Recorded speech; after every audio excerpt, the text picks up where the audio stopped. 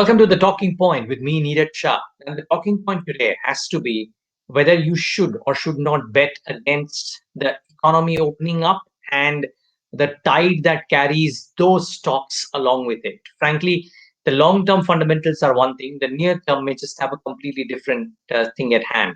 So, what we thought is let's try and dissect some of these sectors, some of these themes with individual sectoral experts about what the near term to the medium term might hold in store.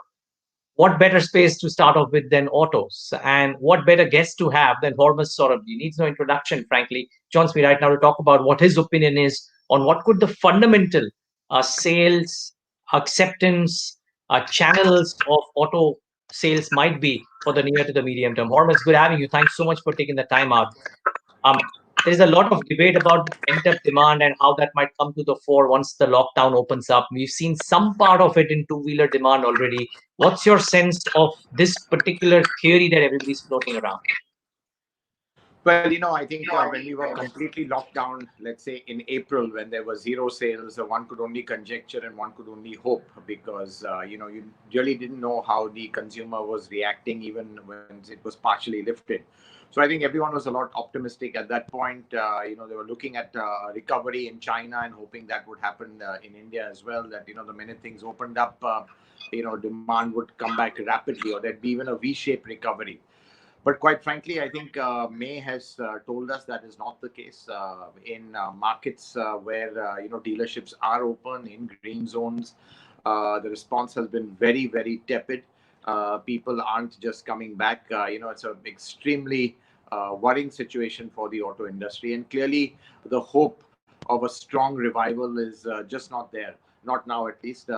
Clearly, there are a lot of factors to it. One, of course, is the whole worry about the pandemic and the people going out literally for anything, leave alone to buy a car. So that's a big dampener. But I think the bigger worry is that the overall economic situation is so grim with these prolonged lockdowns that I think we are looking at a very deep recession ahead, and I think it'll be a while before car sales pick up. Clearly, recovery will happen at the lower end because that's where that's where it's affordable. So two wheelers, entry level cars, I see that picking up first, but then moving going up the ladder. I think it'll be a long while before the more premium and upmarket segments pick up. Mm.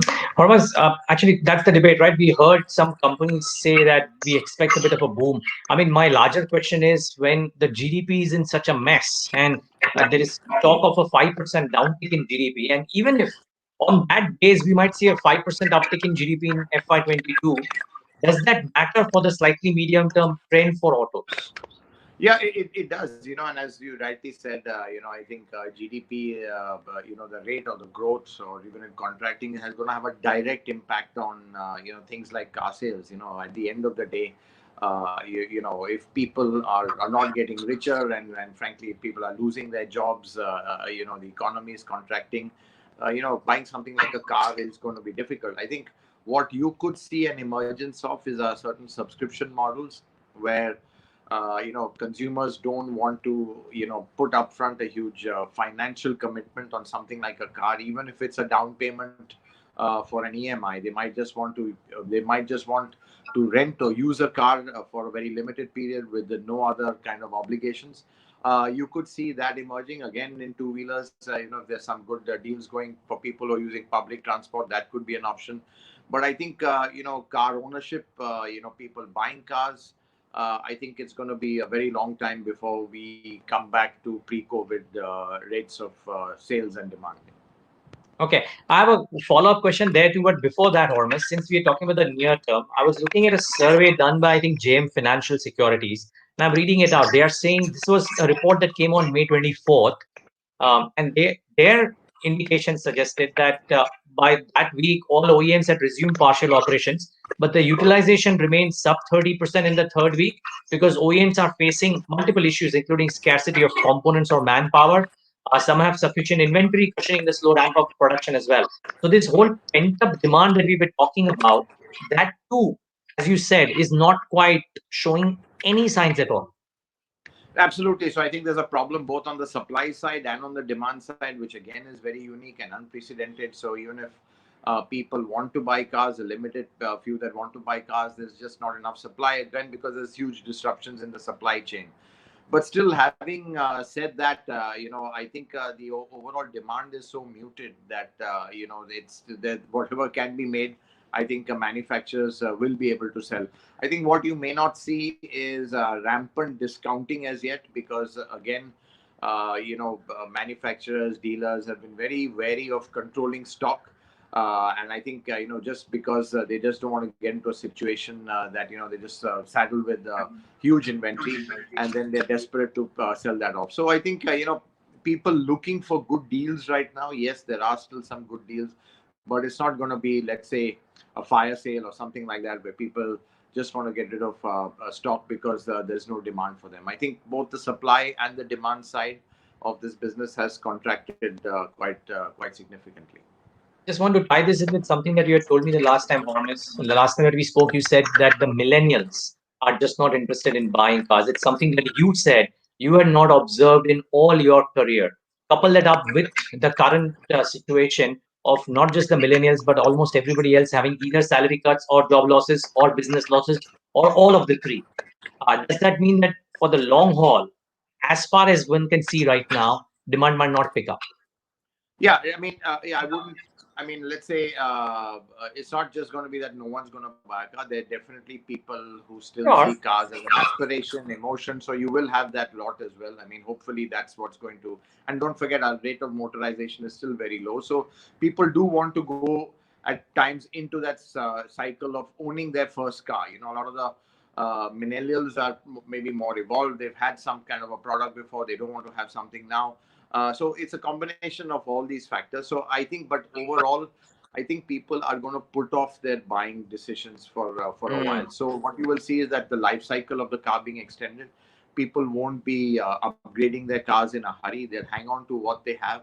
And again, people are hoping that the used car market is going to pick up. But if there's no supply to the used car market, that also may not pick up as much as anticipated. So I think it's really I would say a very, very difficult time right now. And you just got to get the whole engine of the auto industry moving. Kind of brick all the everything has to sort of come together: supply side, demand side, the growth in the economy. And unless that happens, you're not going to have a smooth kickoff at all. Could the bottom of the pyramid, Hormus, benefit? And the reason I ask this to you is that you mentioned that people will not do upgrading. But could people downgrade? Because one of the assumptions or one of the theories is that people might want to own their own vehicle because they would not want to travel in public transport for fear of coronavirus spreading.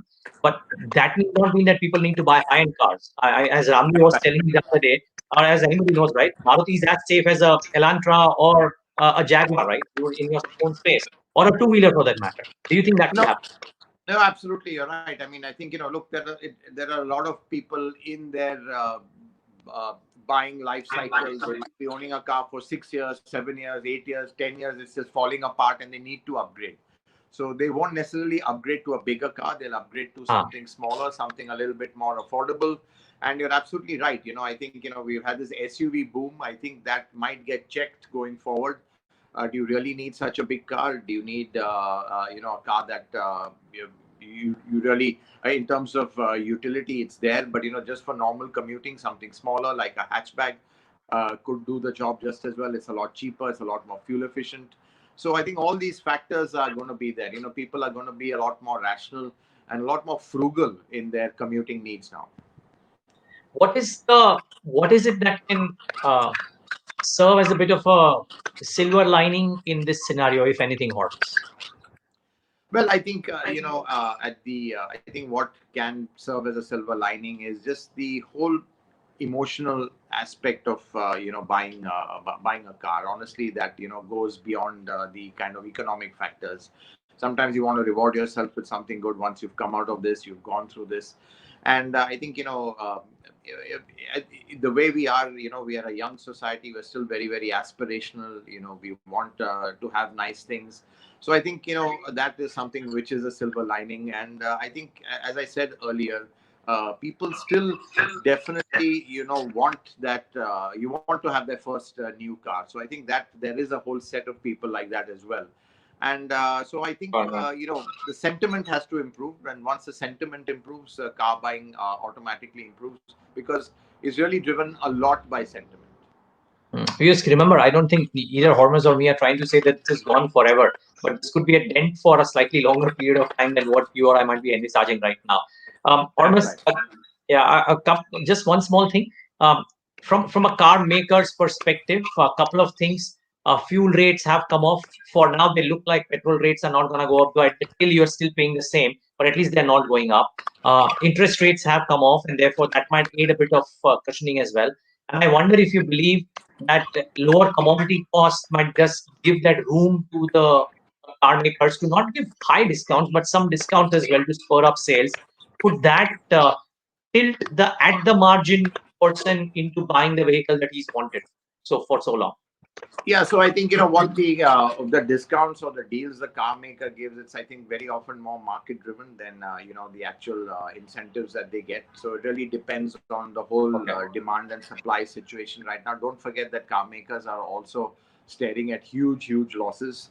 They want to sell cars as profitably as possible. Dealers want to sell cars as profitably as possible. So I think it's going to be a balance of demand and supply going forward, and that's just how it is. And I think the smart manufacturers are really controlling their supply, so that they don't have to end up giving as much discount as possible. And what we've seen so far is that yeah, there are deals there, but it's not something crazy, and you're not seeing these absurd, what I call a fire sale, where you're getting a real bargain on cars as yet. I mean, it's just not happened. And frankly, there's just not enough, I would say, showroom traffic, interest, buzz. People are trying to sell cars online, digitally, but at the end of the day, it's I think we are far from being back to normalcy.